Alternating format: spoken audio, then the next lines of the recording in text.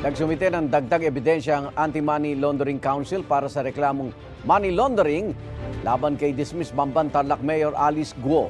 Inireklamo naman ng qualified human trafficking si Cassandra Leong at iba pang opisyal ng Lucky South 99 Pogo Hub sa Porac, Pampanga. Kabilang sa mga testigo sa inihayang reklamo ng Presidential Anti-Organized Crime Commission at Philippine National Police ang 4 na Pilipinong staff ng Pogo at 10 dayuhang nailigtas mula roon. May unang balita sa Salima Refran. 10 dayuhang biktima ng human trafficking ng Lucky South 99 Pogo sa Porac, Pampanga ang iniharap sa Justice Department. Lahat sila maayos na ang mga itsura at maaliwalas na ang mga muka. Malayong malayo sa kanilang kalagayan ng unang ma-rescue sa niraid na Pogo noong Hunyo.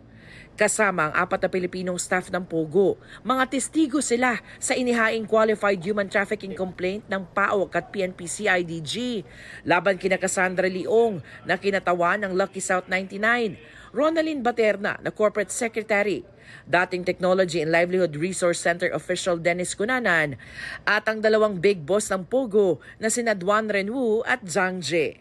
Pati na ang 50 Pinoy at mga dayuhang incorporators, officers at managers ng Lucky South 99 at ng Whirlwind Corporation ang kumpanyang nagpaupa ng lupa at pasilidad sa Lucky South. Yung Lucky South 99, kaya po notorious yan within the Pogo community is because sila yung pinakamalaking mamimili ng tao. They buy people from yung mga nalululong sa mga casinos. Isa dong Chinese, pinautang ng 450,000 nata, nagmadyong ng 3 gabi, natalo. Noong natalo, hindi na makabayad, diniretso na siya sa Lucky South. Itong union ng Lucky South 99 at ng Whirlwind Corporation, hindi ito pangkabinaiwang negosyo. Criminal enterprise to. Criminal enterprise through and through. Wala talagang mabuting ginawa to. Umpisa pa lang, yung ginawa na siya, illegal na ang plano niya. Ang Chinese na si Wu at ang Singaporean na si Zhang ang mga nakuha ng tumutulong sa magkakapatid na Guo at kay Ong sa Singapore at Indonesia. Wala sa reklamong ito si Alice Guo. Pero hindi isinasantabi ng mga otoridad ang posibilidad na mapasama siya sa iba pang reklamo kaugnay ng Lucky South 99.